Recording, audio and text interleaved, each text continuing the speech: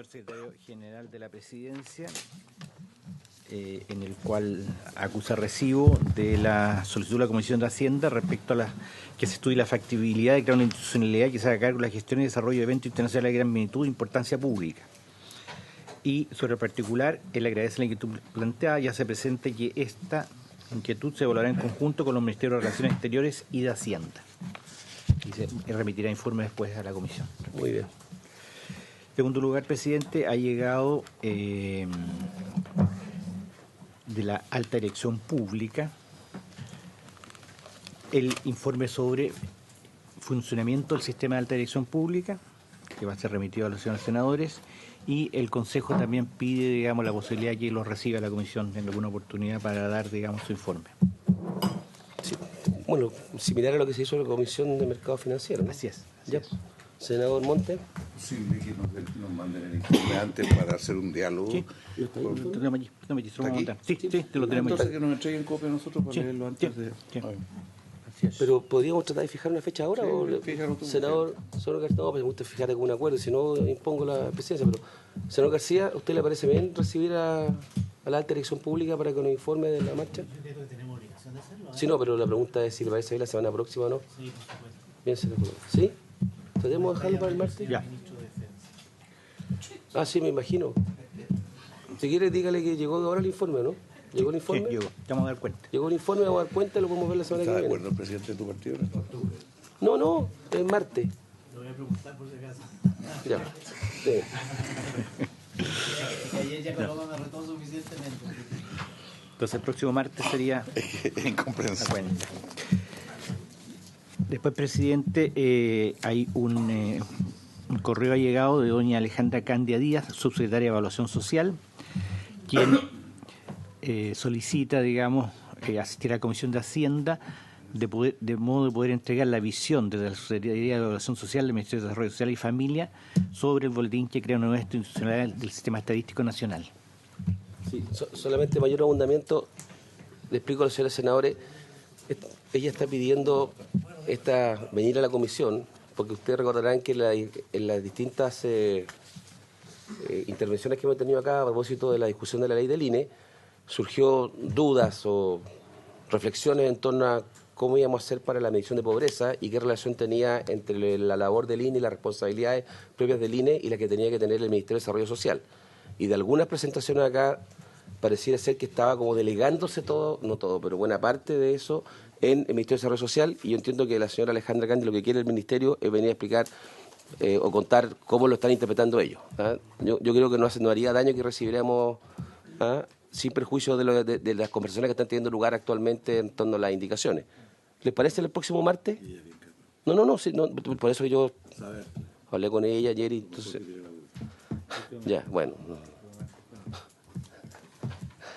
Continuando con la cuenta, presidente, hay dos comunicaciones, una de la Agrupación Nacional de Empleados Fiscales y otra de la Asociación Nacional de Funcionarios de la Comisión para el Mercado Financiero, en la cual mandan un documento que viene a considerarlo en las actas y que la comisión, digamos, dicen para requerir la urgente intervención del Congreso Nacional en la implementación de la ley número 20.130 que moderniza la legislación bancaria y legisla la fusión de la Superintendencia de Banco con la Comisión para el Mercado Financiero. Señor secretario, perdone, pero no capté... Es tanto Usted me habló de dos cosas, me habló de Comisión de Mercado Financiero y comunicación de la ANEF. Son dos petitorios sobre documentos que son sobre la misma materia. Ah, pero adjuntan documentos. Sí, adjuntan documentos. Distribúyalo. Vamos a distribuir, sí. No sé si la superintendencia hasta ayer. La SBIF, sí. Ese es el problema, se puede sumar la CNE. Y la comisión dijo eso. Y la comisión de mercado Hizo un petitorio y si no se suma. Ya. Pero si la aplicaron mal la Los funcionarios de la CMF. A ver, ordenémonos. Ya. Señor secretario. Y por último, presidente, informar que ha llegado a la comisión el proyecto de ley que establece un nuevo mecanismo de financiamiento de las capacidades estratégicas de la defensa nacional. Sí, efectivamente, sobre ese proyecto de ley, el ministro de Defensa, Alberto Espina, me ha insistido. Me ha insistido. Pero me ha insistido, ¿ya? Entonces yo le propongo ponerlo en tabla para la próxima sesión. ¿Ok? No, el próximo martes, señor secretario, por favor.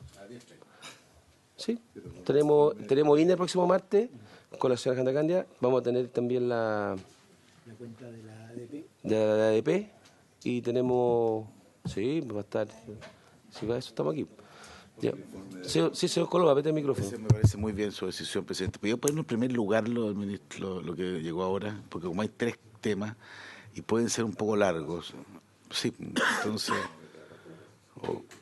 Entonces, yo lo propongo al revés, porque yo tengo la impresión de que lo de la alta dirección pública y lo del INE, yo creo que va a ser más acotado. Ya. Coloquemos Y ahí nos tiempo, queda el ojalá, espacio. tratemos de sugerir tiempo. Bueno, ¿no? me parece bien. Voy a sugerirle tiempo a esas 2 primeras intervenciones, pero que si comenzamos por el tema de la ley Puede ser cobra, largo.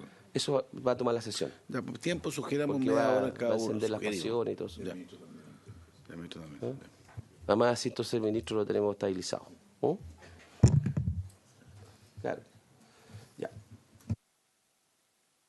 Presidente, y ahora está en tabla el proyecto de ley que crea una nueva institucionalidad del Sistema Estadístico Nacional y están como invitados las 2 asociaciones de funcionarios del INE. Sí, tenemos aquí al... Sí, el señor Gustavo Cofré, secretario general, Regina Montes, bienvenido. Y de la Asociación de Funcionarios del INE, la ANFINE, con su presidente, señora Blanca Salazar, bienvenida Blanca, la tesorera, señora Mariela Campos, y el secretario, señor Claudio Blanco. ¿Les parece que partamos en ese orden? Sí, no, perfecto. Por favor. Perfecto. Me acerco yo a... Sí,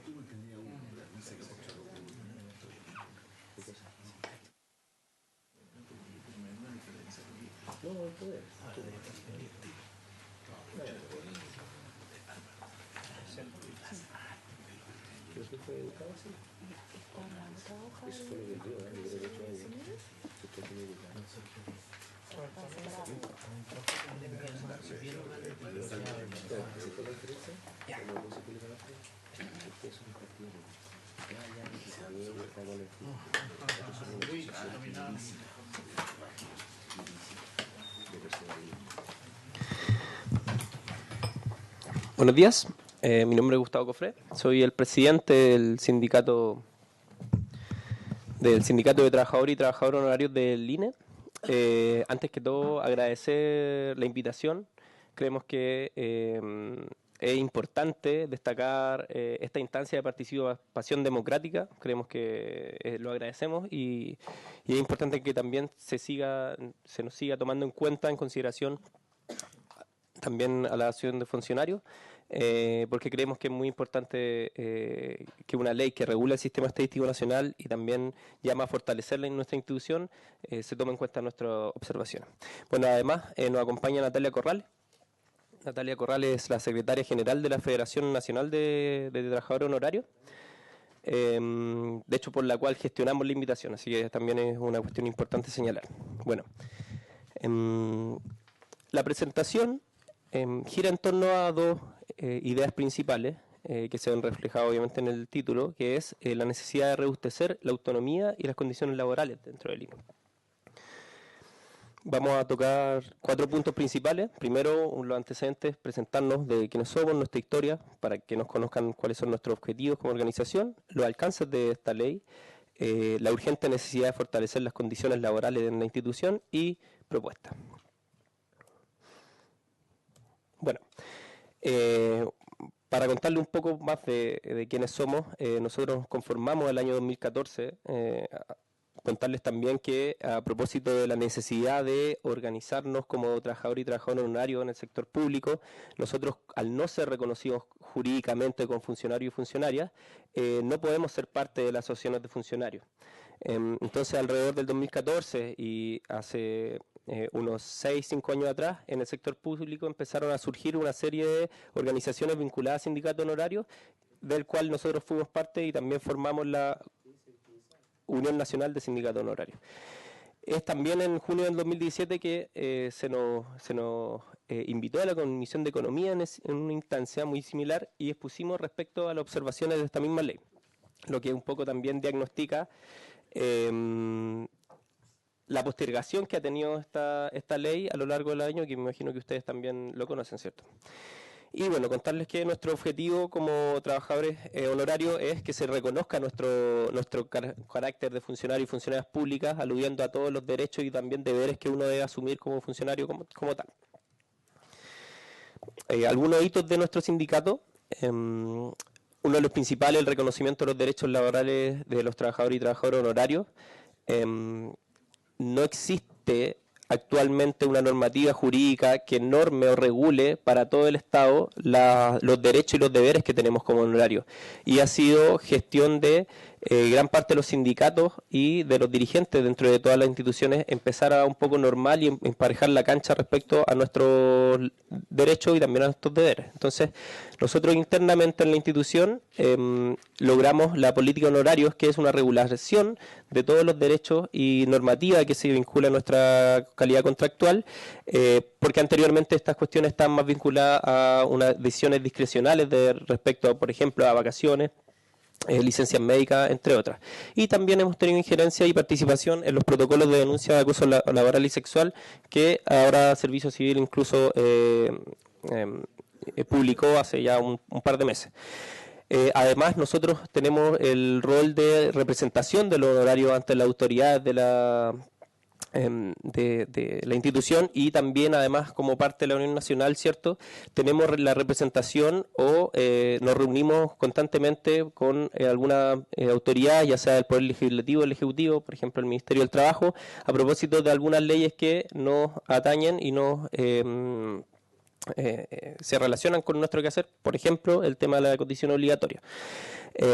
Además, obviamente como todo sindicato prestamos asesoría a los honorarios, ya sean asociados o no, respecto a casos de acoso y maltrato, y bueno, todo también el aspecto un poco misceláneo de los sindicatos, que es organización cierto de actividades que pretenden un poco fortalecer la identidad institucional y la identidad como funcionario y funcionaria independiente de nuestra relación contractual. Y finalmente, también un hito importante, mencionar la conformación de la Federación de la Unión Nacional de Trabajadores y Trabajadoras Honorarios del Estado. El 2018 ya se formalizó y tenemos alrededor de 15 sindicatos, dentro de los cuales no solamente están el gobierno central, sino que también municipios y universidades, lo que da cuenta de, en realidad, la problemática y las dificultades que tienen los trabajadores y trabajadoras honorarios en el Estado, y que es una herencia o es un historial que hemos tenido por décadas en el sector público y que no hemos sido capaces, o el Estado no ha sido capaz de resolver a lo largo de las décadas.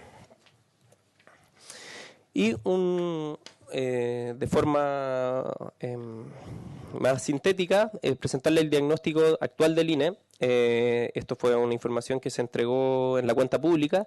A 2019 existen un total de 2.353 funcionarios, de los cuales 600 de ellos son honorarios. ¿Ya? Acá es importante señalar que desde hace alrededor de 6 años existe una política de traspaso del gobierno central a contrata de los honorarios que consta de 8.800 honorarios anualmente. Estos 8.800 se distribuyen entre todos los servicios.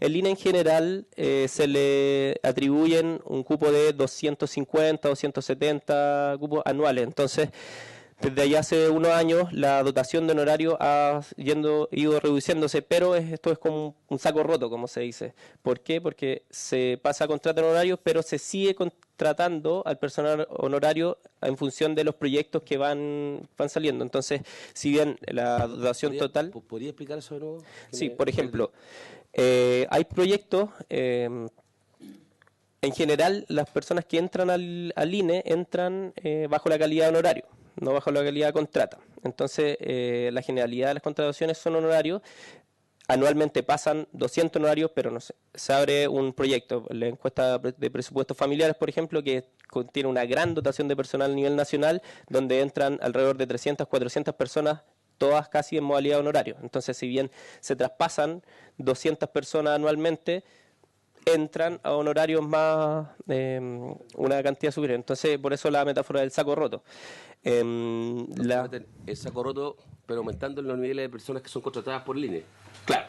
O sea, Claro. es un saco roto particular, porque la sesión de saco roto es que lo que entra al saco se cae y Claro, queda fuera tiene- del saco. Un saco distinto. Bueno, era para entender, era para entender. Sí, quizás la metáfora no es la buena. El neto... Pero cuando Sí. contratan por programa entiendo que es honorario. Sí, Pero ahora hay una... eso no quedan permanentes, están renovando con otros contratos. Es que la naturaleza de nuestra contratación en general es que los trabajadores que trabajan en los proyectos del INE son casi siempre los mismos. No hay una rotación tan grande respecto a muchos proyectos.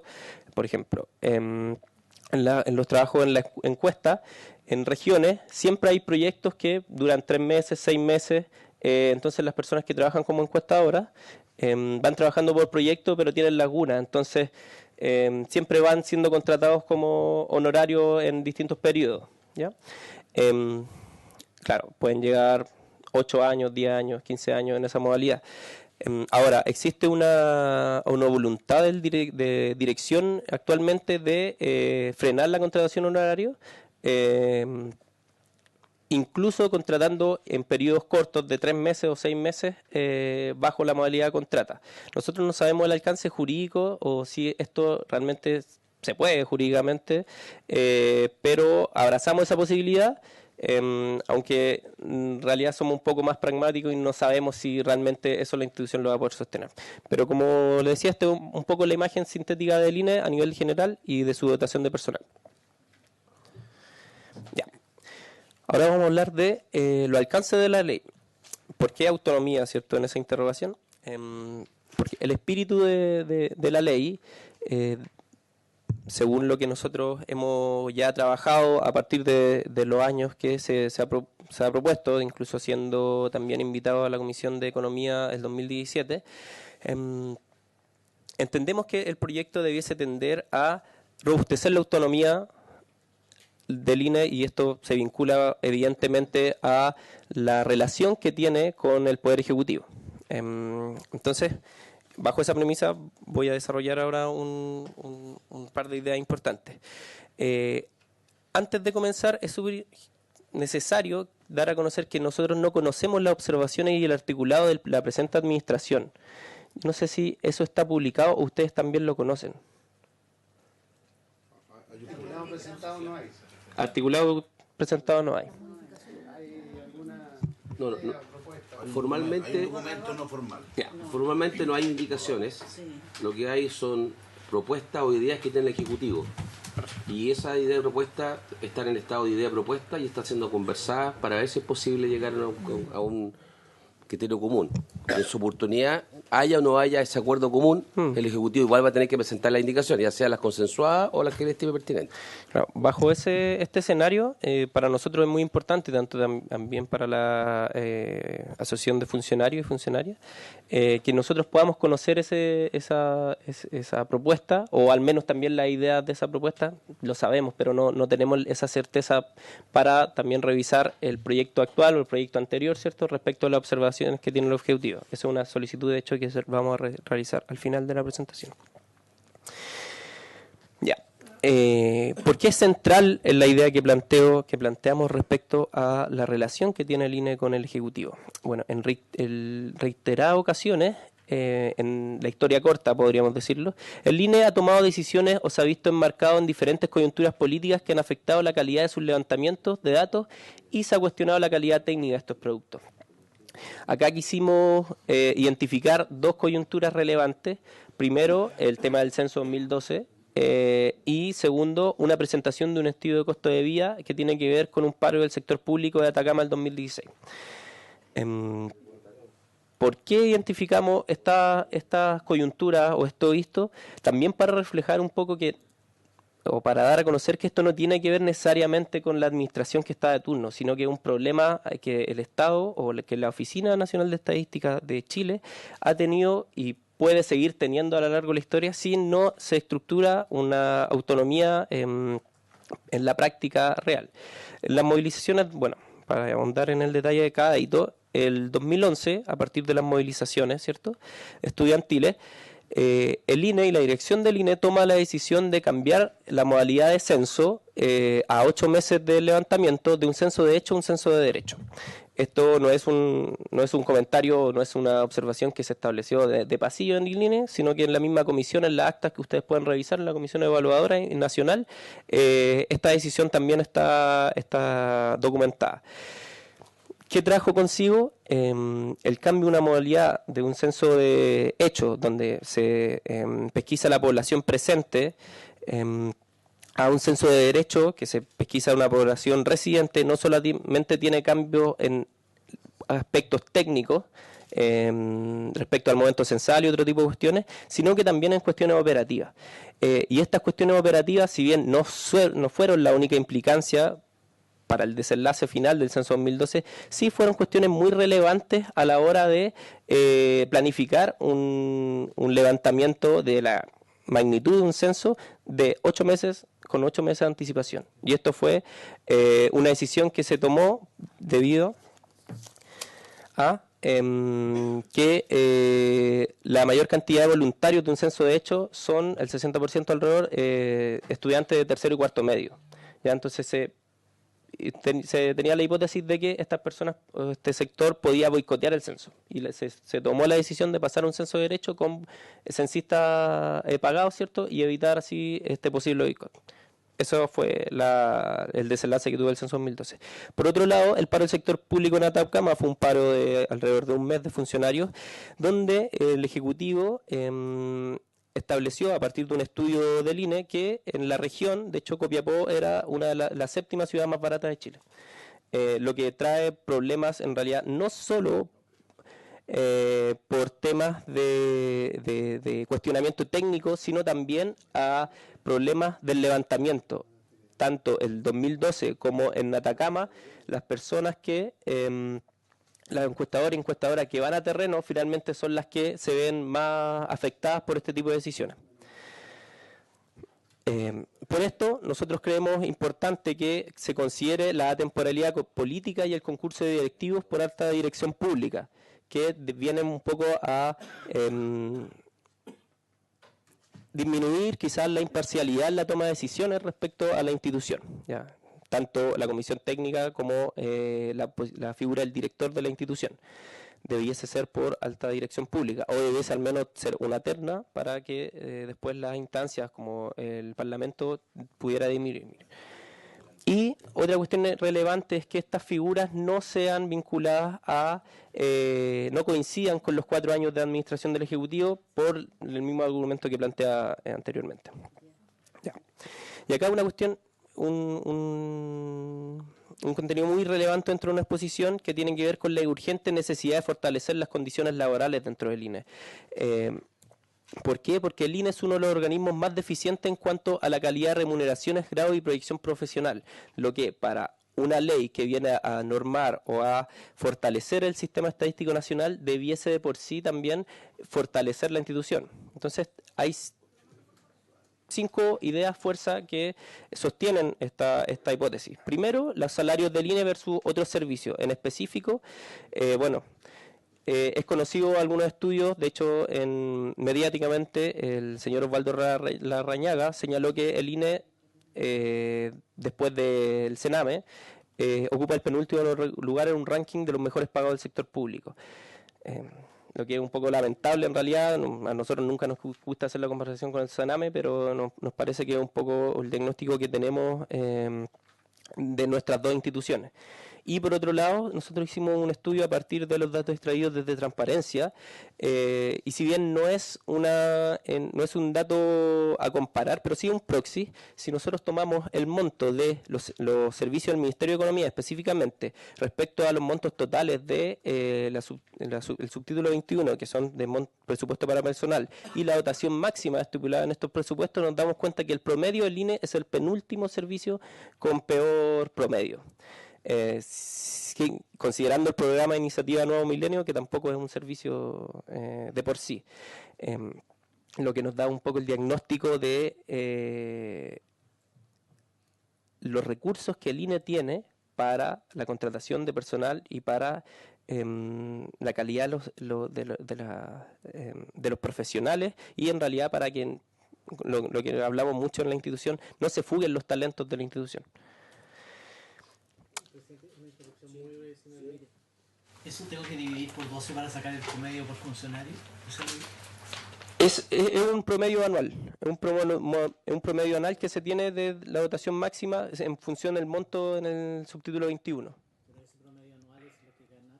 Por 12 que dividirlo, el punto es correcto. Claro, no, el promedio está anualizado y no está mensualizado. Ese promedio deberíamos dividirlo por 12 y saldría un promedio del salario. Da 1.600.000. No, en plata no sale. 664. Claro. No, si es plata, el promedio es plata. Sí, el promedio es plata. Ah, 19.000. 19 millones. 19 millones y eso dividido por 2. Son Claro. 1.600.000. Los que están es anualizado. Y en el caso, de la Subsecretaría de Turismo, que aparece como la mayor, el promedio es de 5.741.000 mensuales. Por eso no debe ser por 12, es el periodo más corto. No, seguramente en la Subsecretaría de Turismo hay algo, pero el proxy... Solamente para entender el cuadro, porque está hecho el punto Sí, en las todo caso, preguntas, porque no es la primera persona que señala esto, pero para entender esa cifra, Subsecretaría de Turismo en promedio si son 68 millones, esto dividido por 12, ¿te está sacando cuánto? ¿5 millones cuánto? 5 millones 600 el promedio de las remuneraciones. Sí. No, seguramente tiene que ver... No puedo prejugar, no conozco los detalles de Subsecretaría de Turismo, pero eso significa que eso es un promedio, o todos ganan eso, que no es, Sí, no. pero hay gente que ganó bastante menos que eso, quiere decir que hay gente que está ganando 10 millones. Sí, no, el ejercicio es un proxy. Es dentro del presupuesto de cada institución, si uno analiza la glosa el subtítulo 21, que es la dotación de personal, está el monto analizado de cada institución versus la dotación máxima, que en este caso para la Subsecretaría de Turismo son 22 personas. Seguramente ahí hay algo, por eso se disparó del 2019. No, los que están presentados 2019, los que están presentados están por transparencia, de hecho, por transparencia activa de cada institución. Pero, claro, ahí seguramente el Subsecretario de Turismo hay algo que no creo que... Pero bueno, en realidad el ejemplo es un poco ilustrativo respecto al INE. Ya, acá hay otra cuestión importante que no tan solo dice el tema de los salarios, sino que también de los grados. Y vamos a mostrarle una identificación de los grados comparados con Cercotec, INAPI, Cernatur, Cernac, Cerpesca, la Superintendencia, Cernapesca y la Fiscalía Nacional. Y nos damos cuenta que en todos los estamentos el INE es la institución que tiene menores grados por cada uno. Por ejemplo, donde en el estamento directivo nos damos cuenta que el INE tiene 4 grados bajo las otras instituciones. Llega hasta el directivo grado 13. Todas las otras instituciones, el que más bajo llega es Cernac, el grado 9. Si revisamos el estamento profesional, nos damos cuenta que el INE es el único que tiene grado 16, 17 y 18, siendo el último el Cernatur hasta grado 15. Si revisamos el estamento técnico, nos damos cuenta que el INE es el único que tiene grado 20. INAPI el que le sigue con grado 19. Y si nos vamos al estamento administrativo, que es un poco más extremo, ¿cierto? Es el único que tiene grado 25. ¿Ya? Y finalmente, en auxiliar ya es una situación mucho más crítica porque hay incluso grado 28, ¿ya? ¿Por qué puede explicarse esta situación?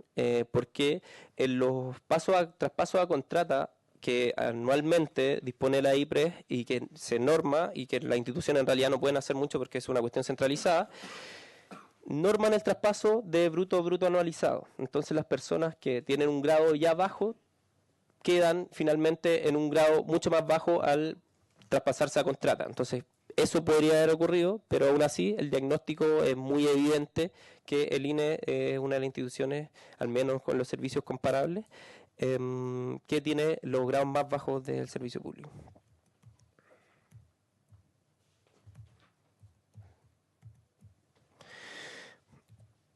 Ya.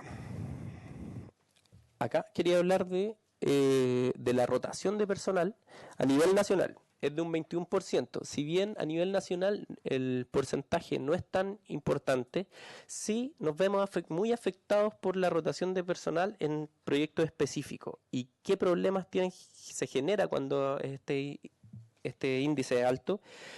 Primero hay un elevado costo de selección y adiestramiento a los nuevos empleados sumado a la baja eficiencia, la poca generación de sentido de pertenencia y baja coordinación de los empleados en constante cambio. Esto pasa en los proyectos, como les señalaba, que hay proyectos que duran 3 meses, 6 meses.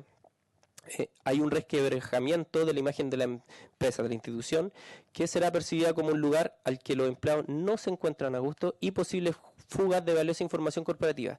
Muchas veces nos sucede en el INE que respecto a cargos de analistas profesionales, analistas senior o jefes de alguna jefaturas de algún proyecto específico, finalmente se fugan porque la oferta del mercado y otras instituciones públicas es mucho más salarialmente mucho más elevada y con menos responsabilidad en el INE. Entonces, hay una alta rotación en cargos que son muy estratégicos dentro de la institución y que traen los costos organizacionales que les acabo de señalar. Además, aquí hay una cuestión que sí queremos recalcar, que nosotros como funcionarios, tanto honorarios como planta y contrata, estamos bajo el alero del secreto estadístico. ¿Ya? Esto es una información que se desplegó en la intranet hace una semana, y que está en todos nuestros contratos, por cierto. ¿Quiénes están sujetos al secreto estadístico? Todo funcionario y colaborador del INE, ¿ya? Honorario, planta y contrata. ¿En qué consiste? En la prohibición de revelar hechos que se refieran a personas naturales jurídicas determinadas de los que ya se ha tomado conocimiento en materia directa o indirecta en el desempeño de sus actividades. Básicamente en el divulgar información de los levantamientos.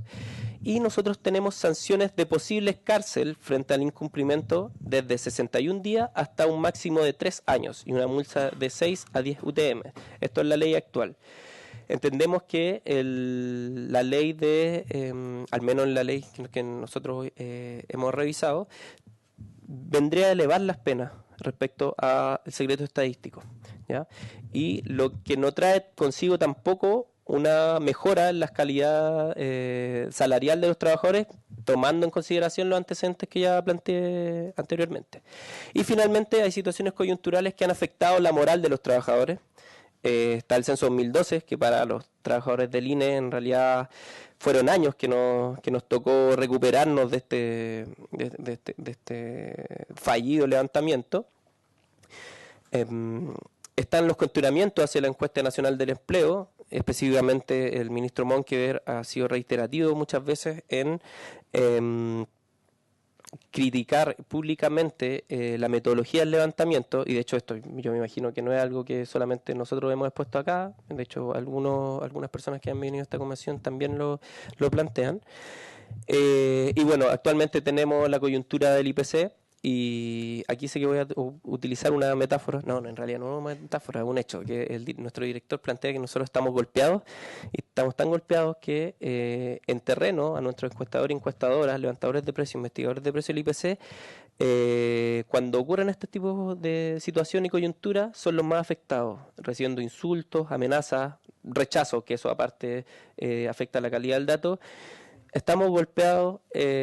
Una funcionaria del IPC recibió un tomate en una feria, que estaba levantando precios de una feria libre. Entonces, claro, para ser diputado. Pero finalmente son coyunturas que afectan no tan solo la calidad técnica de los levantamientos, sino que el ambiente laboral y la disposición de las personas a permanecer en la institución. Bueno, el INE, por tanto, no se posicionaría como un lugar atractivo para desarrollar una carrera funcionaria. Se ve afectada la respuesta de los informantes y se presentan diversos problemas con el personal en terreno. Ya. Y para cerrar ya la presentación, nuestras propuestas. Primero, solicitarles integrar a CINE y ANFINE a la discusión del proyecto en el momento de conocer el articulado del Ejecutivo. Pero reiterar la solicitud. Prosiga. El proyecto no muestra una preocupación por la carrera funcionaria ni la mejora de las remuneraciones, presentando todos los antecedentes ya expuestos. Por esto, ante los negativos antecedentes, solicitamos primero una asignación específica institucional por secreto estadístico. Es importante que se tome el peso a la responsabilidad que tenemos como funcionario y funcionario de la institución, que al tener ya una carga que incluso nos puede repercutir en penas de cárcel. No tenemos, primero, no tenemos una nivelación de salario a nivel de servicio público, y tampoco tenemos una asignación que debe ser considerada o quizás relacionada a lo que otros servicios tienen, que tienen asignación, por ejemplo, como secreto tributario, el Servicio de Impuestos Internos, la Tesorería, que debiesen considerar para fortalecer la institución del INE y que no exista una fuga de talentos y que en realidad las personas quieran hacer una carrera funcionaria dentro de la institución. La otra solicitud es poner un límite inferior a los grados actuales del INE. Por la información que les planteo, el INE es uno de los que cuenta con los menores grados dentro del servicio público, los servicios que fueron expuestos, y que existe un reconocimiento no tan solo del traspaso anual a contrata de los honorarios, que se nos reconozca como funcionarios y funcionarias públicas, y que este traspaso sea mejorando las condiciones actuales de la IPRES, porque si se mantienen, finalmente lo que vamos a tener es continuar con los bajos grados y continuar con los grados mínimos que estamos comparando con otros servicios públicos. Y finalmente, esto es una cuestión muy específica ya de la institución y de las personas que trabajan en levantamientos como encuestador y encuestadora, que el INE se encargue de capacitar y fidelizar al equipo de personas encuestadoras y a su vez sean reconocidos como funcionarios de la institución. Actualmente hay un proceso de reestructuración institucional donde el INE ya no va a trabajar por productos, no va a haber, por ejemplo, el equipo que levanta el producto de IPC o el equipo que levanta el producto de la Encuesta Nacional de Empleo, sino que van a haber un equipo de levantamiento y las encuestadores, por ejemplo, debiesen perfeccionarse en ese proceso. Por ende, ya no debiésemos tener personas que están contratadas por un periodo de 3 meses, por un periodo de 6 meses, y debiese favorecerse la profesionalización de las personas encuestadoras y por ende también la continuidad de estas personas en la institución. Así evitamos una alta rotación y lagunas por proyectos y también protegemos la calidad técnica del levantamiento de los datos. Esas son nuestras propuestas o requerimientos y también inquietudes. Agradecemos el espacio que nos presentaron y también esperamos preguntas si es que se tienen. Muy bien, muchas gracias, don Gustavo Cofré, hablando por los trabajadores honorarios del INE. Le quiero pedir ahora a la presentación de funcionarios. ¿Puede presionar el micrófono, por favor, para que...? Ya. Muchas gracias. Buenos días a la honorable comisión. Nosotros representamos a los funcionarios del INE, planta y contrata. Somos 1.100 socios.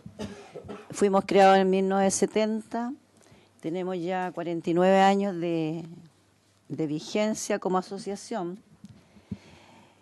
Y quiero aclarar que como que los roles están un poco confundidos, porque nosotros traíamos la presentación como funcionarios y está casi igual, o sea, la parte de la presentación, pero yo me voy a referir más a lo que nosotros queremos seguir manteniendo nuestro planteamiento de que conservemos las plantas, de que se llenen los cupos que hay en las plantas del INE, que somos 600, si ahí tú las puedes ir poniendo. Y nuestro anhelo es que el Estado siga con las plantas porque no podemos perderlas, porque así el Estado trabaja con su gente. Ahí, por ejemplo, tenemos los titulares, que son 110 que nos están quedando de planta en este momento. Y los otros cupos están ocupados con contratas. Se ha pasado a la mayoría a la contrata, a los honorarios. Ya no quedan honorarios casi, porque los demás son casi todos de proyectos. Porque en el gobierno de Michelle Bachelet dio 8.000 contratas. Todas esas se fueron después, el presidente Piñera también ha dado, ahora vamos a pasar a 200 y tantos más a la contrata. Así que honorarios casi no quedan.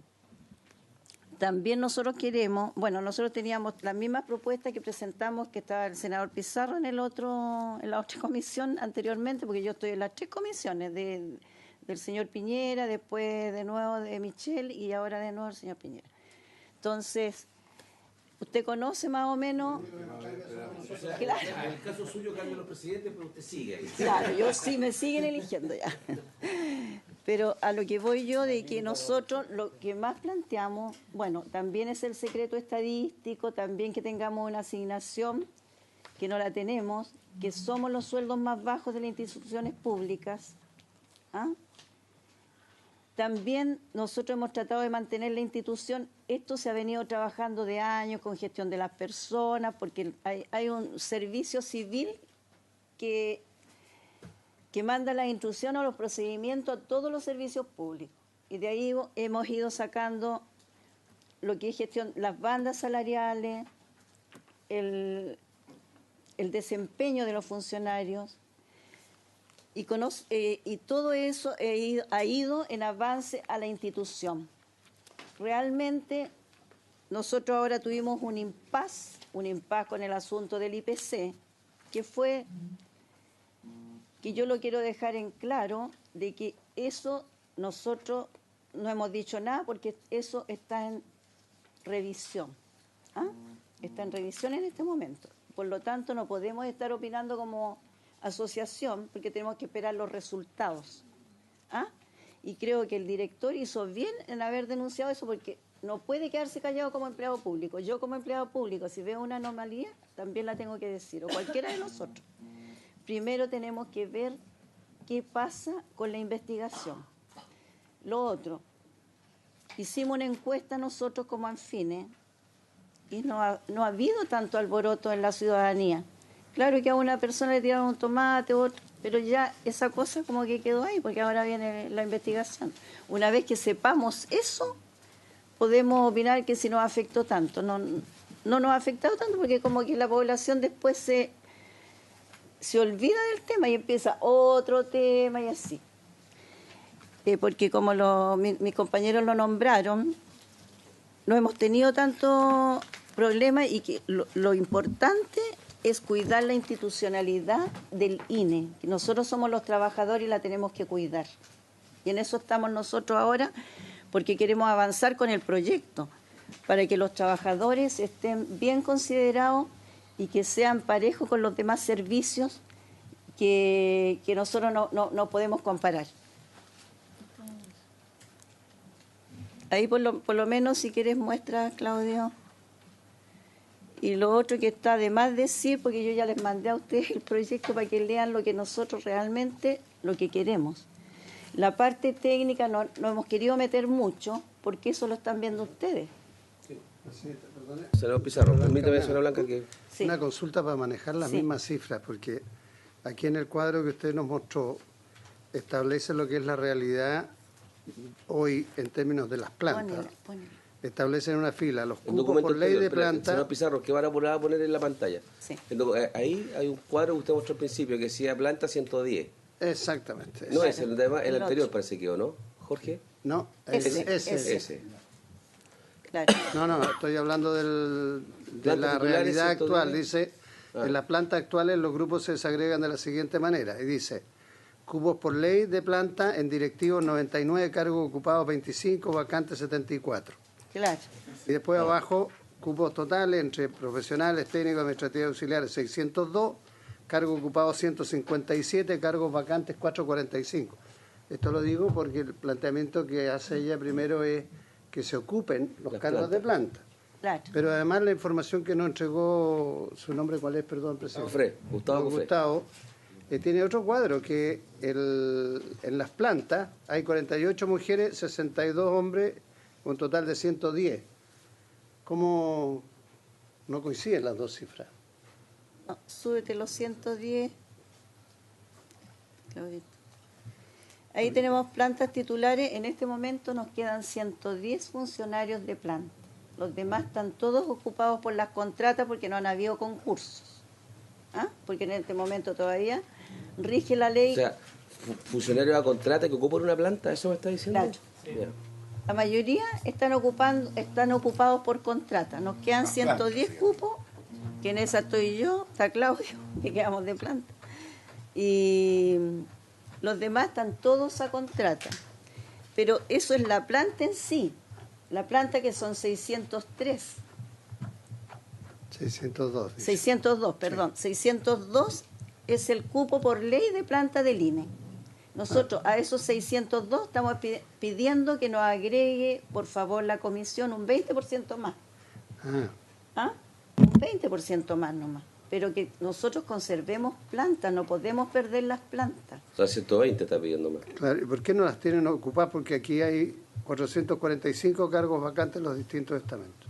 Claro, lo que pasa es que están ocupadas con contrata. Con contrata. Lo que pasa es que te ponen de contrata, Sí. Te contratan como perdón, De acuerdo. valga La redundancia. contrata la ocupas en un cargo de Claro, planta. porque está la plata, pero ¿por qué no lo traspasan a la planta? Porque no se han directamente? hecho concursos, han estado detenidos los concursos. Porque una vez que vas a ir a la planta queda adentro. Bueno, Entonces, obvio, si si no, para si eso lo estoy hay que la defendiendo, planta estoy tratando de existe. explicar por qué razón no me pegue a mí. Sí. No soy mensajero nomás del intérprete, perdón. Y así profesionales, por ejemplo, tenemos técnicos, pero de planta La tienen solamente. porque Aquí se estamos quedan hablando adentro. plantas. La contrata lo puede prescindir. Eso es. Eso es propio de los ministerios de Hacienda y la DIPRES. Con todo respeto a la DIPRES y a los ministerios de Hacienda. Abrir los concursos, y eso es... Si no abre el Abrir los concurso, no se lleva de planta. Presidente, lo que pasa es que no hay cargos de planta, por eso no pueden pasar. Sí. Entonces, a mí me llama la atención que sea tan alto el porcentaje. Aquí un 73.9% de cargos de planta están O ocupados. sea, yo lo estoy defendiendo. ¿Por alguien? por contrato. No, son cargos bajos, perdona. Son directivos, profesionales, técnicos, administrativos, ¿sí? Y en la contrata estamos arriba. Claro. Bueno, Julio entiende cómo es esto, No, porque Julio, por favor. porque ya ha estado a cargo. Sí, Estamos culpa de Julio, estoy de acuerdo que sí, es cierto, culpa de- culpable. Eso me parece claro. Sí, senador García. Consultarle, porque yo me imagino que no solo un tema de llamar a concurso, Sí. fundamentalmente un tema de adecuar las plantas y subir los grados. Porque Eso, si pero no, porque si no lo que le ocurre es que hoy día una persona que está a contrata en un grado profesional, voy a decir grado 8, a lo mejor no hay suficiente grados 8 para contratarlo, porque En las plantas. en las plantas, porque aclare para- claro, porque lo Por que ha esto, para la tele. ocurrido es que la contrata se usa una forma de mejorar la remuneración. Claro. Sí, incluso tenemos en el artículo 87 guardado, ¿puedes mostrar, Claudia? Guardado las plantas porque eran tan bajos los sueldos y para que esos profesionales siguieran en el INE, se les guardó porque el artículo 87 del Estatuto Administrativo lo permite. Entonces, Se le están guarda la guardados, planta y Claro. está contratado a contrata. y está contratado Para a poder contrato. ganar más, una remuneración más alta. Un poco más, Y en pues. el caso que venga lo peor, Tiene vuelva a su planta guardada. asegurada. Pan duro pero seguro. Ya. Al final mostremos para que y decir lo que queremos, para no quitarles más tiempo, porque No, ustedes van está a bien, dele después, tranquila. van a leer y nosotros si tenemos más dudas o más indicaciones se las vamos a hacer llegar, presidente.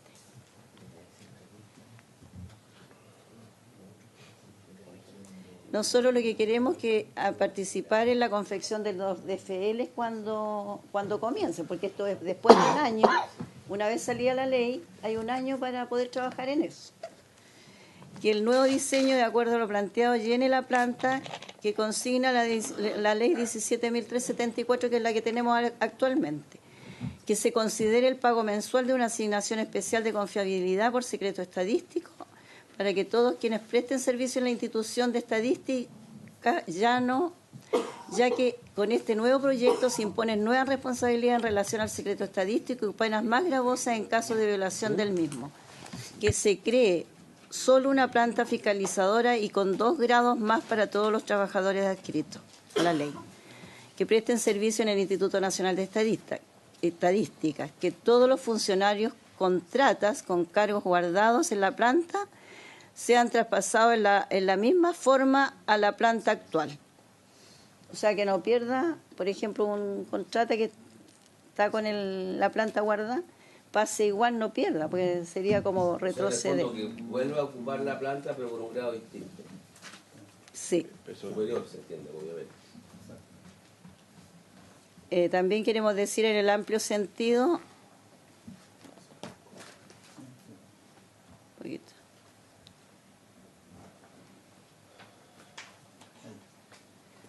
establecido en el artículo 42, dado que incorporar estudios muestrales lo que hace es incorporar todas las encuestas del INE. Eso queremos, que se incorporen todas las encuestas del INE, pero lo leí en el proyecto y está. ¿Ah? Eso que nosotros, no sé si lo pusieron la otra vez, porque nosotros lo habíamos planteado anteriormente. Así que, suena. Ahí era como debía decir y todo.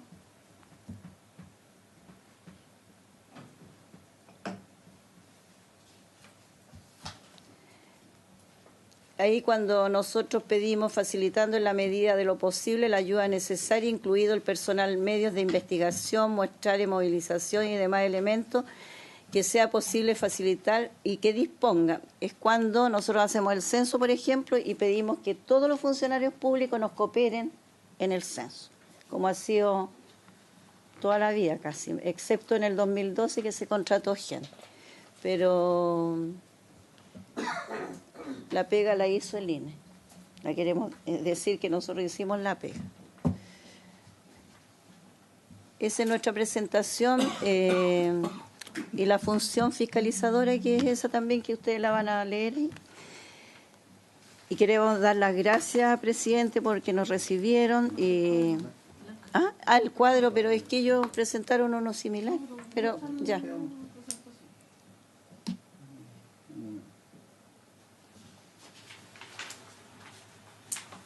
¿Los cuadros de remuneraciones? Sí, pero es que están en diferentes perspectivas. Eso explícalo tú, Claudio.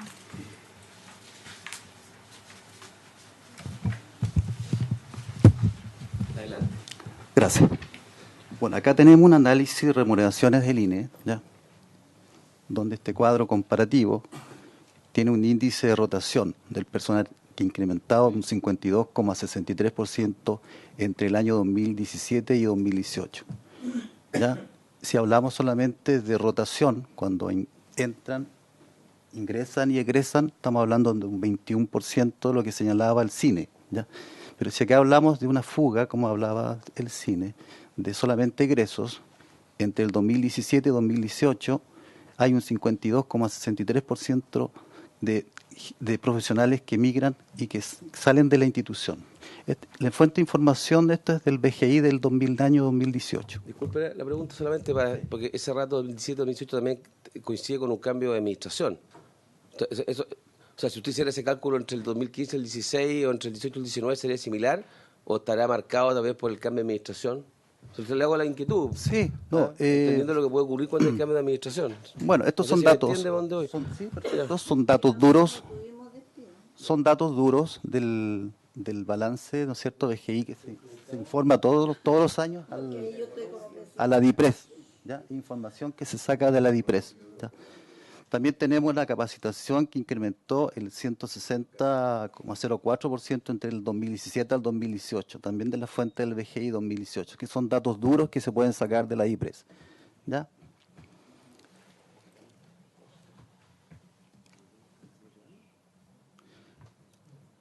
La votación, ahí sí. más del 40% de la dotación corresponde al estamento profesional. Eso hay que dejarlo súper claro, que del 100% de toda la dotación de la institución, el 40% son todos profesionales, ¿ya? Por eso es que es importante que no exista tanta migración, porque cada vez que ingresa un profesional a la institución y es capacitado, posteriormente él, después que se capacita, migra y se lleva todos los conocimientos que la institución logró entregarle a través de su proceso de capacitación a través del año. Bueno, aquí tenemos un cuadrito, ¿no es cierto?, una comparación de servicios dependientes del MINECON, o sea, del Ministerio de Economía, ¿ya?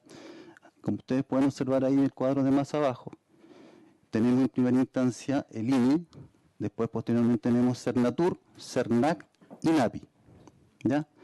Sacamos un botón de muestra de algunos, en el caso de los profesionales, que es la gran mayoría que hay en el INE, y ustedes pueden advertir la diferencia en montos de los mismos grados, Ejemplo, en el grado 5, profesional, ¿no es cierto?, el INE tiene 2.983.164 que aparece en la transparencia de cada servicio. Esta información aparece en el índice de transparencia que aparece en todos los servicios que tienen en su página web, ¿ya? Entonces ahí tenemos el mayor, que es INAPI, que es un servicio moderno, ¿no es cierto?, con una renta mayor. Si podemos advertir el gráfico más arriba, ¿no es cierto?, el INE siempre aparece con menos renta. Y todo ellos son servicios dependientes del mismo ministerio.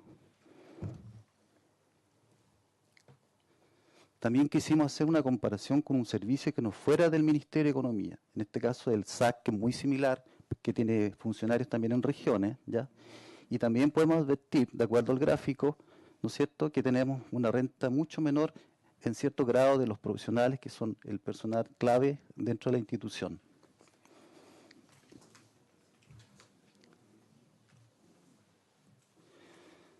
Bueno, resumiendo, nosotros como asociación tenemos súper claro, señor presidente, súper claro que la institución está pasando por un momento muy crítico, ya, desde hace tiempo, desde el 2012, cuando empezó el censo del 2012, posteriormente el cuestionamiento de algunos indicadores económicos, como el empleo, el IPC, pero nosotros como podemos tener una opinión como ciudadanos y creemos que sí, la gran mayoría de las instituciones en Chile están pasando por una crisis de confianza, de credibilidad.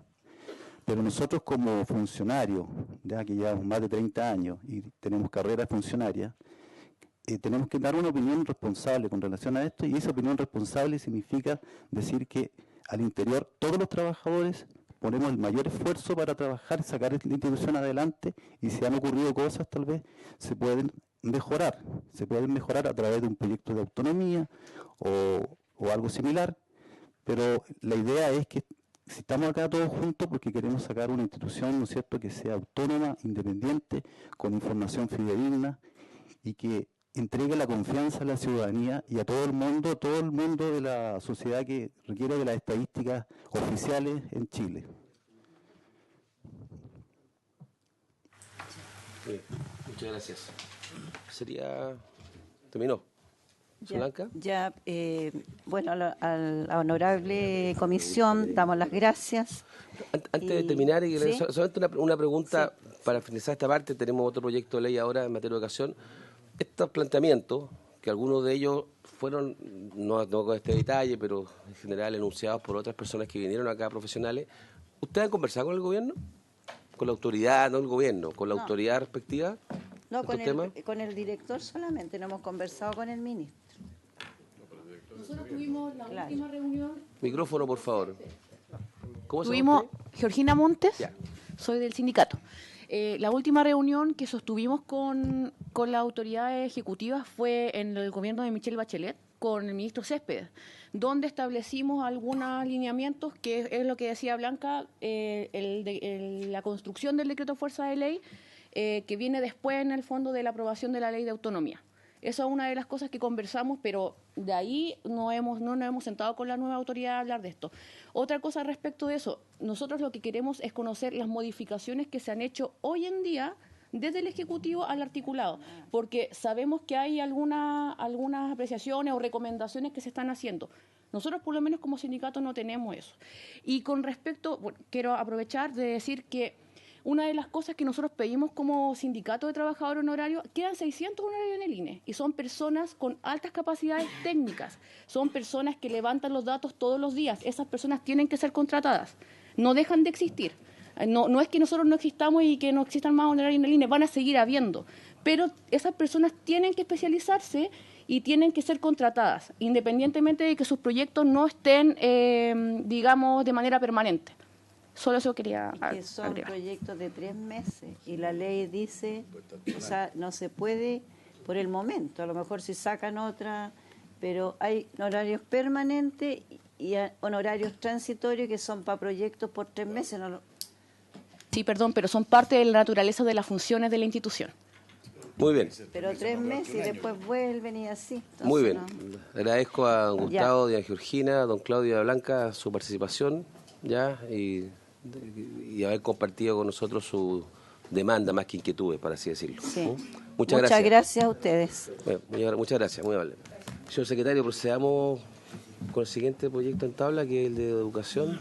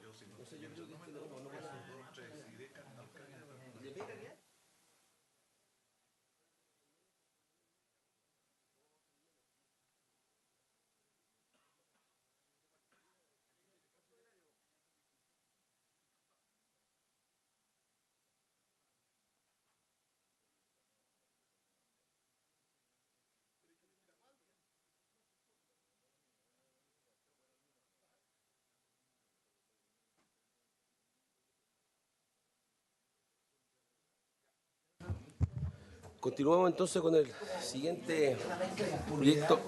Señor secretario, ¿puede dar una relación del proyecto? Y después le damos la palabra al subsecretario. Este el proyecto de ley en primer trámite constitucional que establece la condición socioeconómica de los estudiantes a los que deberán otorgar el estudio gratuito a las instituciones de educación superior que acceden al financiamiento institucional para gratuidad a contar el año 2019. Según la Comisión de Educación, el objetivo del proyecto es extender el beneficio de la gratuidad a aquellos estudiantes que provienen de familias pertenecientes al séptimo decil socioeconómico y que asisten a los centros de formación técnica e institutos profesionales activos al sistema de financiamiento institucional para la gratuidad a contar el año 2019, como una forma de dar pleno reconocimiento de la importancia estratégica de la educación técnico-profesional para el desarrollo del país y sobre todo a aquellos estudiantes provenientes de la familia de clase media que asisten a centros de formación técnica e institutos profesionales merecedora de este esfuerzo fiscal especial, que dice la Comisión de Educación, presidente. Y hay dos informes financieros que están en las carpetas de los señores parlamentarios, digamos, que hablan sobre el efecto, sobre todo la indicación en el presupuesto fiscal, que el gasto, digamos, total a 2025, el mayor gasto fiscal son 4.831.810 al final. Y tal sucede de educación, presidente, para dar información sobre el proyecto. Muy bien, bienvenido, subsecretario, don Raúl. Lo dejamos con la palabra para que nos pueda educar sobre el contenido del proyecto. Muchas gracias, presidente. Traje una presentación, pero antes de entrar en ella, efectivamente este es un proyecto que en síntesis lo que hace es incrementar la gratuidad con foco en el mundo técnico profesional, pasando del sexto decil al séptimo decil de ingresos, manteniendo el resto de la evolución de la gratuidad como quedó en la Ley de Educación Superior. O sea, lo único que toca es la incorporación exactamente en el mundo técnico profesional. Tanto, como lo vamos a explicar acá, en las carreras técnicas que se imparten en centros de formación técnica, en institutos profesionales y también carreras técnicas impartidas por universidades, que fue una incorporación que se hizo cualquier universidad que cumpla con los requisitos propios de la gratuidad, en este caso, que es fundamentalmente estar acreditada por 4 años. Esa última parte se incorporó en la comisión. Lo de las carreras técnicas impartidas por universidades, sí, eso se incorporó en la Comisión de Educación.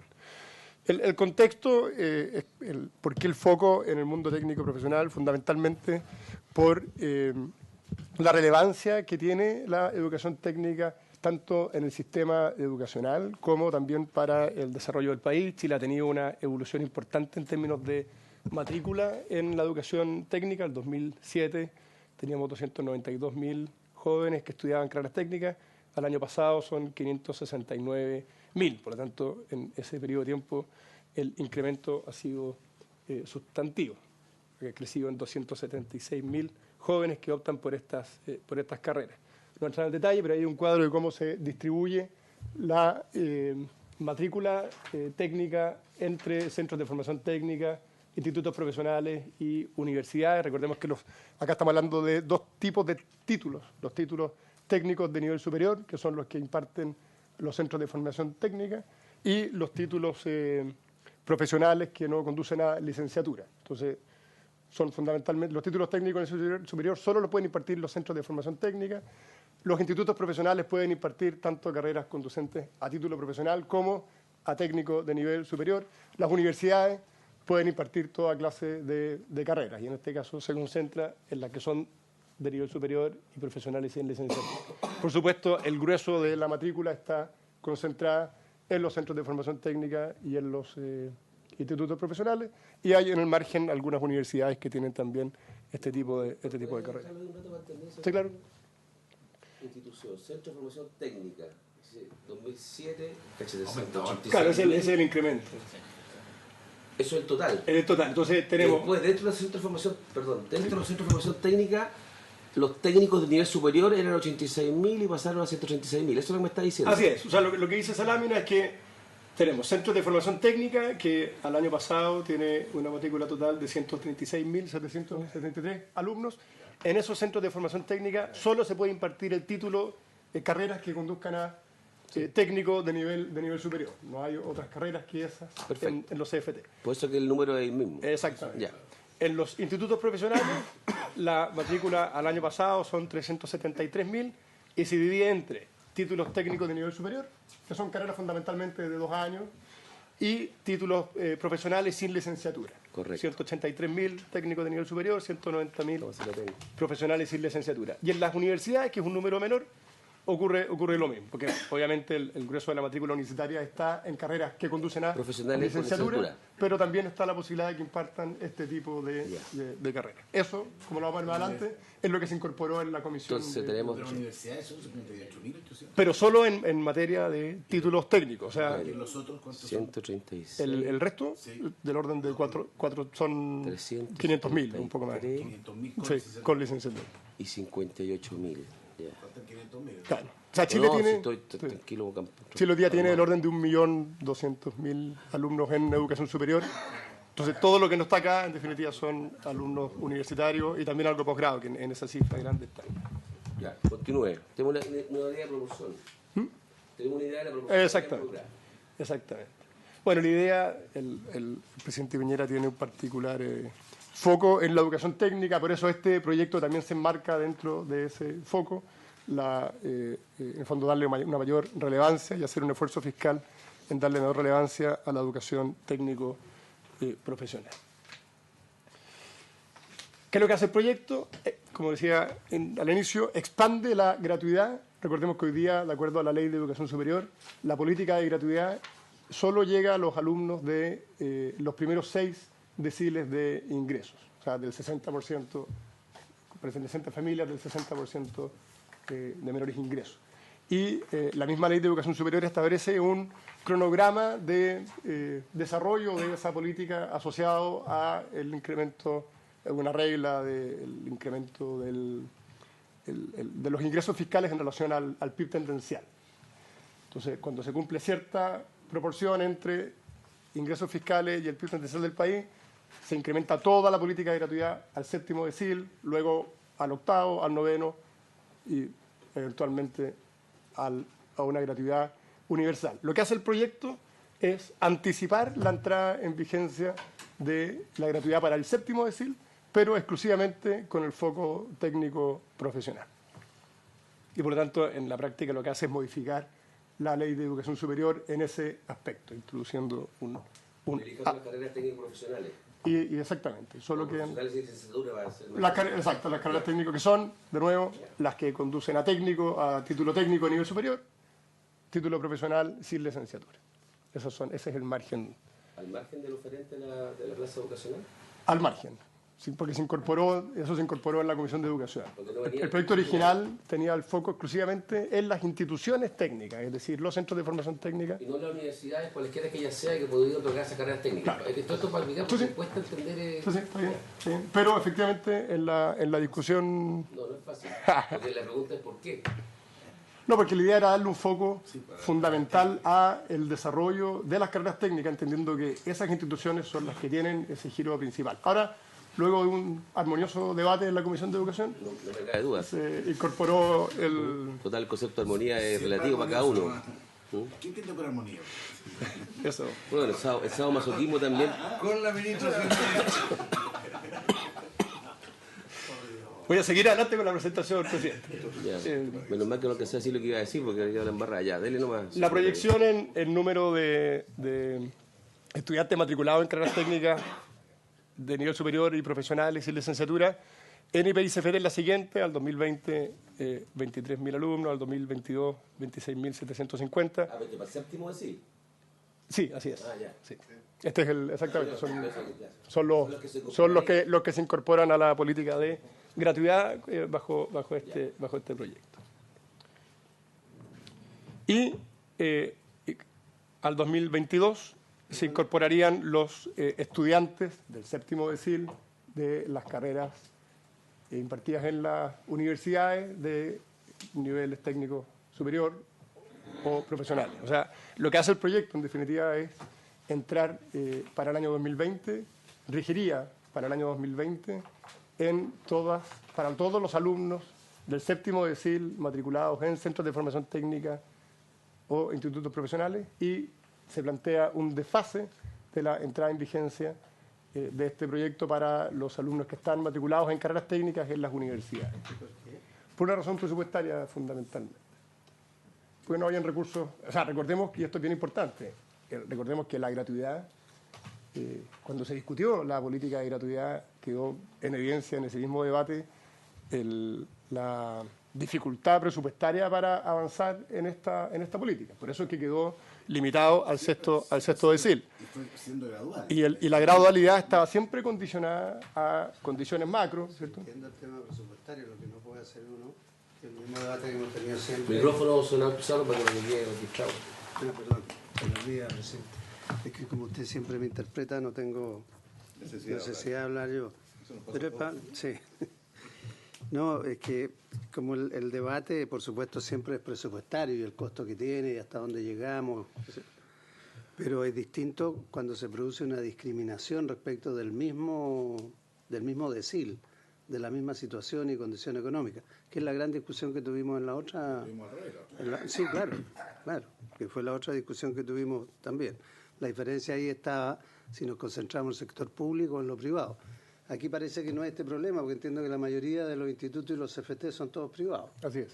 O sea, esta se podría argumentar que es una incorporación a la educación privada técnico-profesional.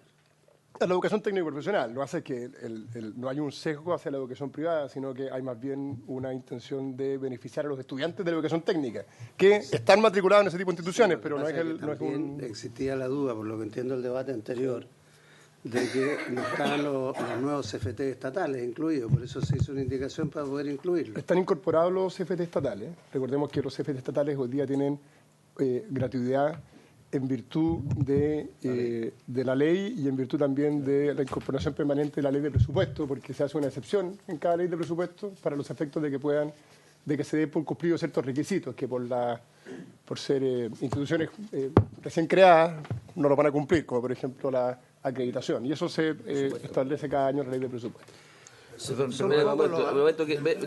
Aquí vamos a seguir con la armonía propia de la Comisión de Educación, antes de que se enciendan las pasiones, ¿sí? Vamos a replicar la armonía de la Comisión de Educación donde se dio este debate. Mejor que no te metas. Entonces, me pedí... terminar nomás una consulta. Es que precisamente se va a empezar no terminado, después tengo senador Colombia y senador Montes. Ya, no, yo entiendo que los estudiantes de las carreras profesionales, como viene acá, parece que es la próxima lámina.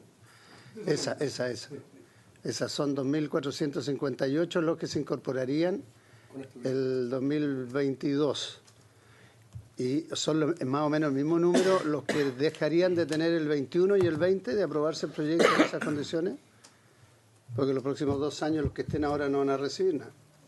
Efectivamente, ese número, los 2.458, es el número de estudiantes que están matriculados en universidades que pertenecen al séptimo decil y que, de acuerdo a lo que se establece en el informe financiero y lo que se propone en el proyecto, accederían a la gratuidad. Hoy día no la tienen porque ninguno de estos alumnos del séptimo decil la tiene. Lo que hace este proyecto es incorporar a esos jóvenes del séptimo decil a la gratuidad y efectivamente hace una diferencia que nosotros consideramos que no tiene nada de arbitrario. La diferencia que se hace tiene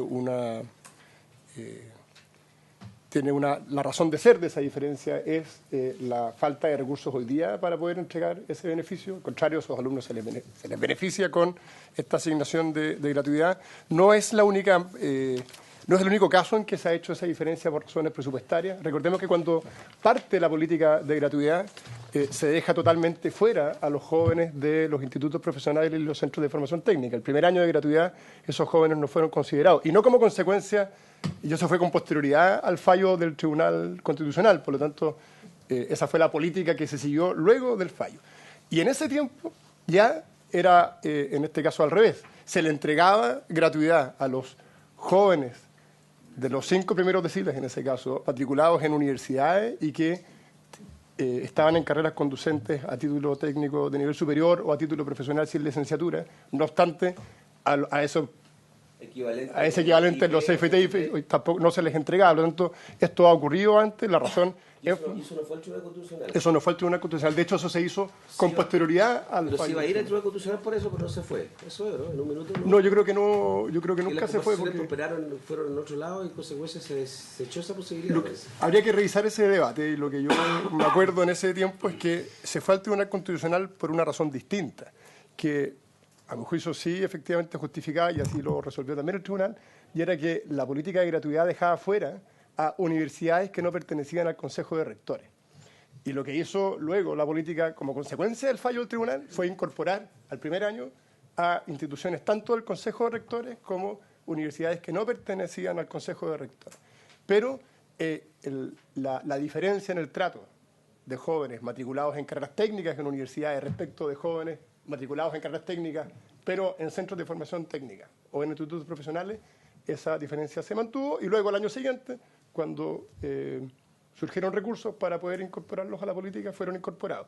Lo que se plantea acá va exactamente en la misma dirección. Entender que efectivamente, y eso fue fue consecuencia efectivamente del debate en la Comisión de Educación, que era conveniente incorporar a los jóvenes de carreras técnicas que estudian en universidades, pero que por razones presupuestarias eso requería necesariamente una cierta dilación respecto del grueso del proyecto que son los jóvenes en CFTs e IP. Y sobre eso, presidente, lo planteo al tiro, se genera evidentemente una dificultad adicional, porque la Comisión de Educación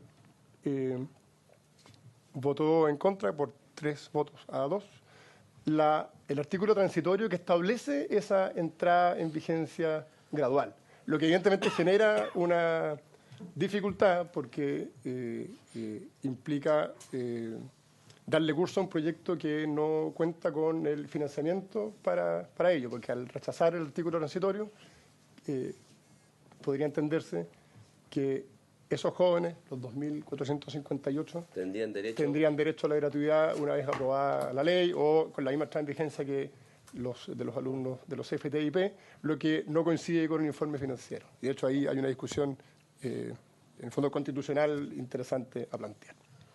Bien, senador Coloma y después senador Montes. No, yo quería primero, le respondió parte el subsecretario, yo quería recordar que este tipo de discusiones respecto a la simultaneidad se ha dado otras ocasiones. Yo quería recordar particularmente el primero, donde se consideró la gratuidad solo respecto a la universidad y no respecto a lo técnico profesional, que fue un largo debate. O sea, creo que esto se ha dado en otros casos.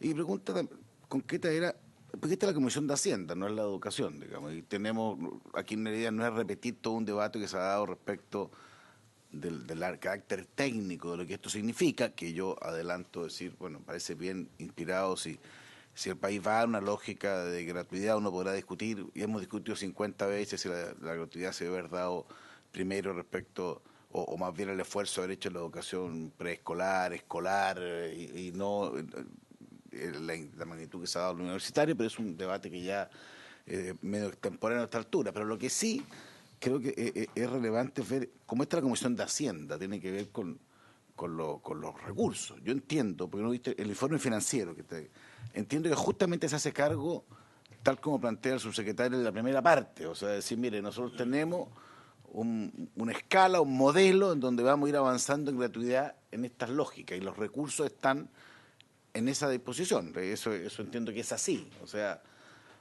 quería ratificarlo porque objetivamente, más allá de la voluntad de la Comisión de Economía, si resulta que el informe financiero considera una gradualidad que tampoco es tan larga, porque estamos hablando de son 3 años, no es una cosa que está planteada 10 años, digamos.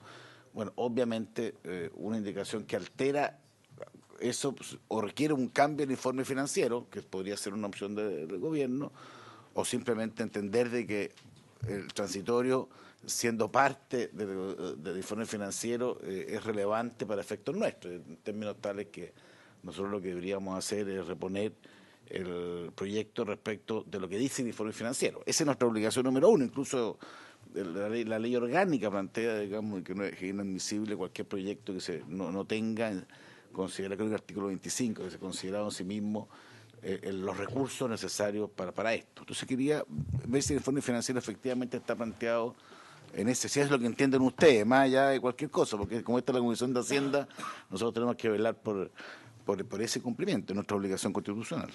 Sí, te voy a dar la palabra enseguida, senador Monte. Sobre esa materia yo me voy a reservar una opinión hasta estudiarlo en detalle. Está bien. Puedo entender el concepto de decir que no podemos nosotros aprobar proyectos que no vengan financiados. La cantidad de proyectos sobre municipalidades que aprobamos acá nosotros. ¿Cómo? No, estoy interpretando a ustedes. No, lo voy a interpretar cuando no se le entienda lo que dice. Sí, se le idea de ayudar, complementar al senador Pizarro y al senador Monte. No se desconcentre lo que tiene que decir. Siempre sus aportes son bienvenidos, senador Pizarro, no se diría para abajo. Ya. No, senador Coloma, es que yo entiendo su predicamento, pero yo voy a reservar la opinión.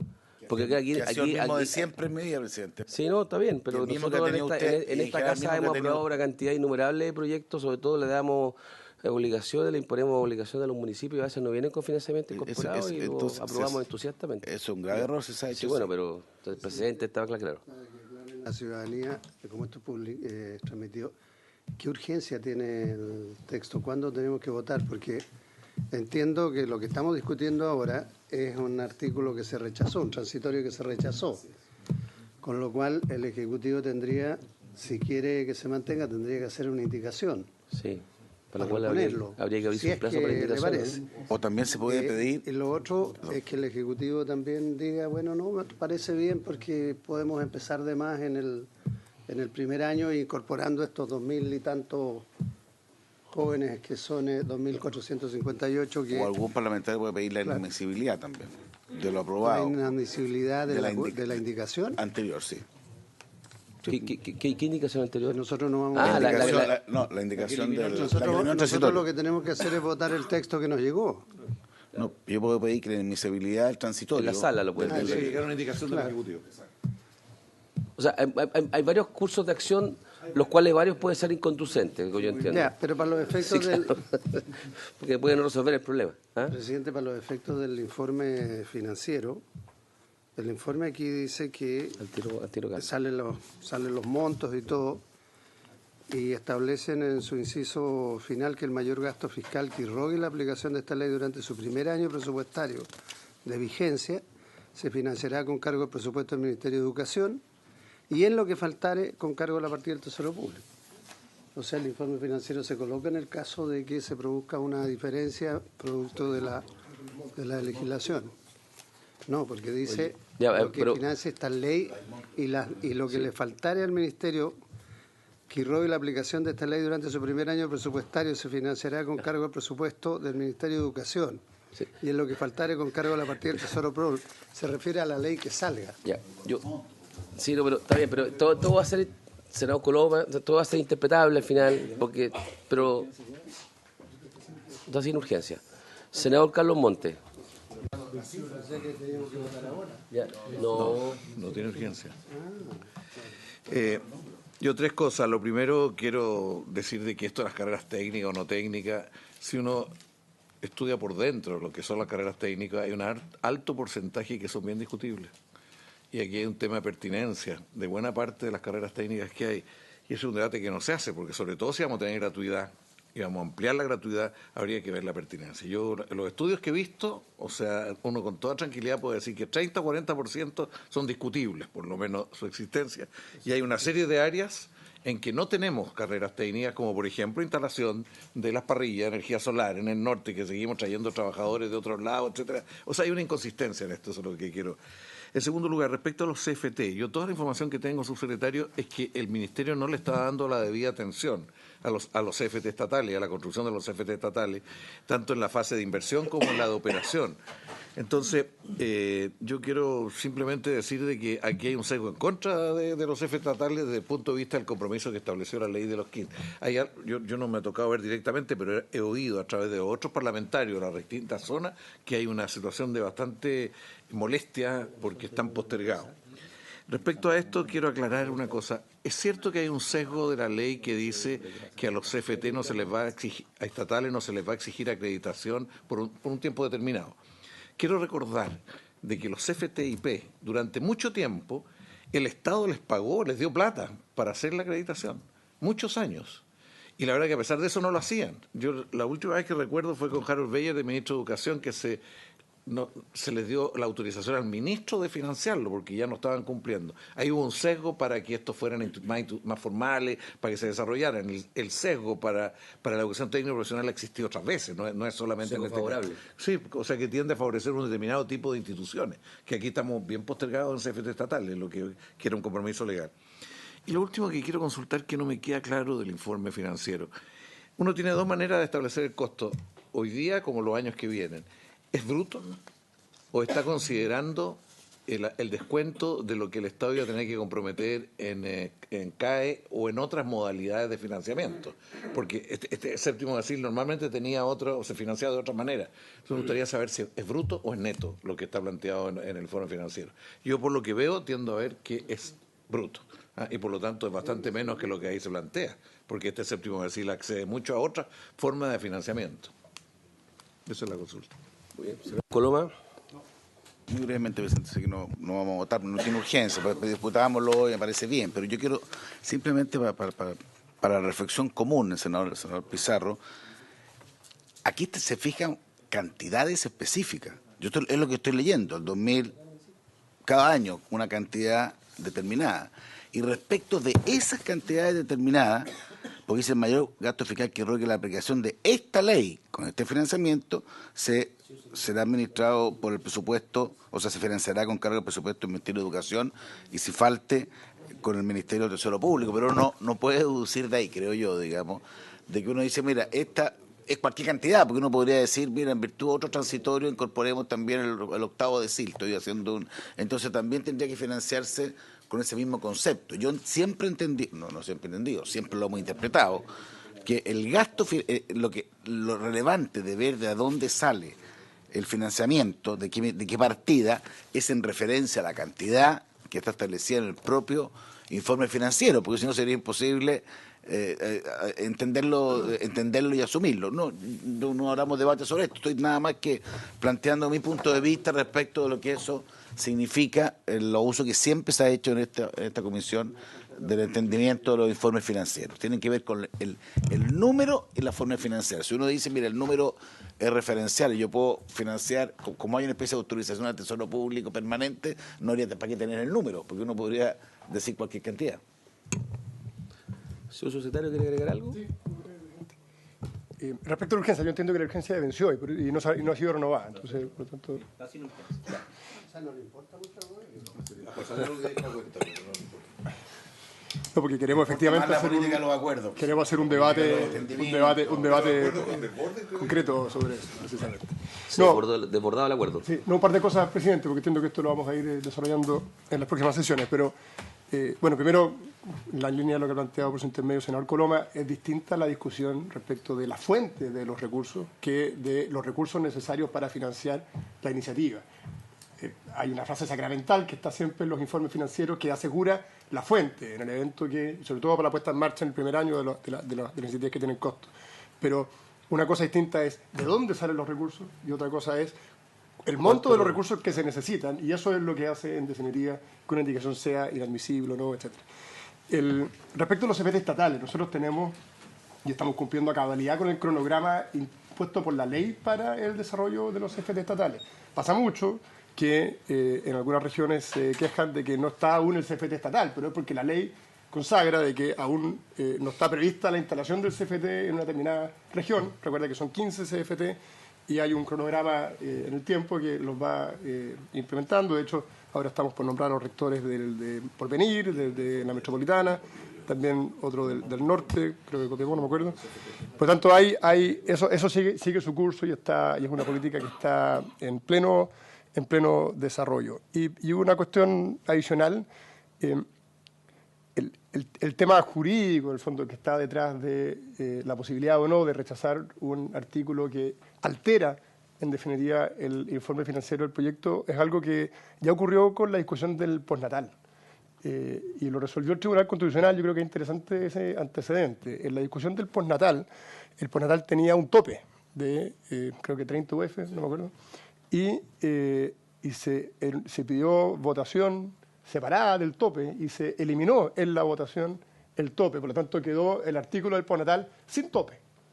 Y el Tribunal Constitucional, eso llegó al Tribunal Constitucional y el Tribunal Constitucional determinó que la votación que eliminaba el tope implicaba una alteración del proyecto en el aspecto financiero del mismo y, por lo tanto, declaró, y es muy interesante porque lo que en definitiva declaró el tribunal fue el hecho de votar en contra un determinado, en este caso una parte de un artículo, que alteraba por completo la proyección financiera del proyecto de ley. ¿Hay ejemplos para el otro lado también? No, probablemente. La pero Bicentenario es un ejemplo exactamente para el otro lado. La beca, pero eso está en el... Se extendió el universo por una cantidad de plata, 70.000 millones. Pero por iniciativa del Ejecutivo. O sea, no lo puso en el informe financiero. No, pero había una iniciativa del Ejecutivo y eso se ve en la ley de presupuesto, por lo tanto está financiado. Entonces, pero creo que es un antecedente interesante a tener en consideración, presidente. Sí. Solamente quiero, senador Montes, ¿usted quería pedir un informe? Pida el informe que quiere. No, yo creo que sería interesante tener el informe sobre los CFT estatales. ¿Cuál es la situación? ¿Cuántos recursos han entregado? ¿Cuáles son el cronograma que ustedes prevén de instalación del resto? Porque hay bastante insatisfacción al respecto. Sí, vamos a terminar la sesión ahora porque vamos a seguir conversando esto, señor secretario. Seguramente se va a desarrollar esta discusión de carácter constitucional respecto al informe financiero, etcétera. Y sin prejuicio de eso, yo creo que no es buen camino trabarnos para beneficiar a 2.458 estudiantes cuando hablaba de un universo de 400.000 del otro lado. O sea, en total, lo que están en la asociación técnico profesional. ¿Cuántos se van a incorporar a los CFT y IP del séptimo decil? ¿No? ¿O son todos universitarios? ¿Me explico, no? Claro, esos 2.458 que están ahí son los que están estudiando o estarían estudiando actualmente carreras de formación técnica o profesionales sin grado de licenciatura en universidades, ¿correcto? ¿Esos cuántos son que estarían beneficiados con la gratuidad, con lo cual no hay discusión en los CFT propiamente tal e IP? 23.000. O sea, estamos hablando de menos del 10%. Menos del 10%. Yo, tomando los ejemplos que usted dio de que en el pasado se hubo una conversación a la inversa, en que se dijo, mire, no se le reconoció a los estudiantes que tenían requisitos similares en centros reconocidos, etcétera, y sí se hizo para los que estudiaban carreras universitarias, dentro de la universidad, y me dijo, la única diferencia que le digo, que pasar de lo equivalente a los X que estaban estudiando técnico profesional en las universidades, el X elevado a la enésima potencia era lo que estaba en los técnicos profesionales e IP. Entonces, había un tema financiero más que significativo. Podemos discutir si es que era correcto o no, o era constitucional o no. Pero ahora, yo creo que tratar de encontrar una fórmula para acomodar a los 2.458 y por el costo que tiene, que 2.000 y tantos millones de pesos, creo que mejor encontremos una solución y no enfrasquemos en este tema. Y a ver si es neto o de bruto. Yo pediría que se aclarara eso. Sí. ¿Es neto o de bruto? Entiendo que es neto, pero lo vamos a revisar. Porque por ahí puede salir financiamiento para otros casos. De repente, claro. Sí, sobre eso, perdón, presidente, voy a revisar bien, pero yo entiendo que el informe es neto, porque lo que se hace es descontar lo que se gasta efectivamente lo que se va a ahorrar en becas. Ahora, no todo, la beca al séptimo decil también se incorporó muy tarde, por lo tanto pueden haber alumnos de estos que no tengan esa beca. Ok, yo creo que vamos a seguir conversando esto. Yo le pediría que diera vuelta al gobierno a ver la posibilidad de acomodar lo que ocurrió en la Comisión de Educación, de acomodar en el sentido de incorporarlo y no trabar la discusión en una cosa constitucional, recogiendo el espíritu de la cuenta pública. Hasta la primera parte, lo llamado a los acuerdos. ¿Está bien? Muy bien. Ok. ¿Estamos, señor secretario? Bueno, ese cumplido el objeto de la sesión, se levanta.